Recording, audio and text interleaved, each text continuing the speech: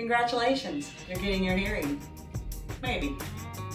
You may have one more obstacle, stopping your employer's motion for summary judgment.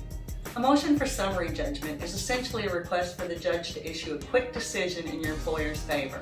Now, speeding things up may sound like a good idea, but in reality, if the judge issues a summary judgment, it'll probably be in your employer's favor.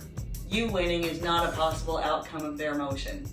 Your employer's motion will lay out their case with all the undisputed facts as they see them, with their particular spin and interpretations. The judge will consider your employer's interpretation of all the undisputed facts and determine if there's another way of interpreting those facts that could work in your favor. And if he finds some, your employer's motion for summary judgment will be denied. That's what we want. First, let's take a minute to appreciate some good news in this situation. Filing this motion has forced your employer to tip their hand, so you know what their strategy is going to be going forward. And you know what evidence they have, because they will pull it all out to try to win this decision. My strategy at this phase was simple. I set about poking as many holes as I could in NASA's case. Poke enough holes and you may raise some questions that the judge wants to answer in person. So how did I go about poking holes? Well, in terms of the specific acts of discrimination by your employer, each set of evidence is going to be different. So how you poke holes in that evidence is going to be case specific. You're going to have to know your evidence really well and figure out how to use it to raise big questions about your employer's interpretation of the undisputed facts.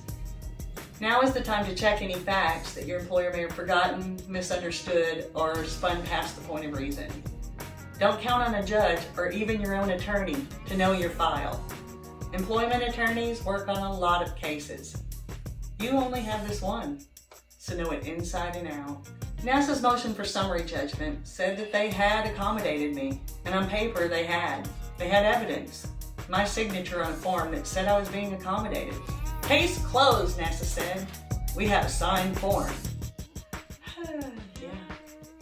I showed how their accommodation was really just a pretext to avoid accommodating me in practice.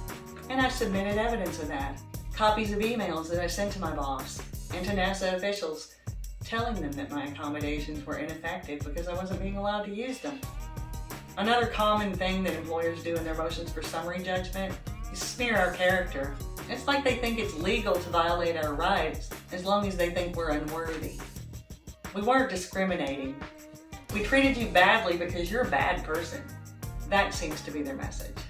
Fact, your employer thinking you're a bad person doesn't take away your right to a workplace that's free of discrimination.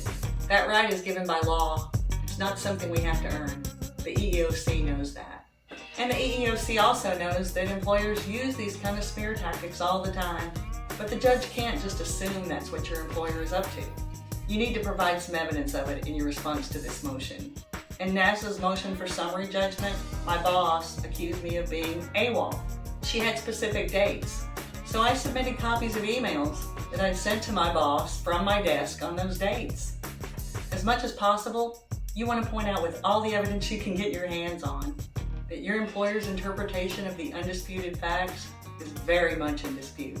And if you can poke enough holes like that, the judge will deny your employer's motion for summary judgment, and you'll get your day in court. Fight smart and hang in to win.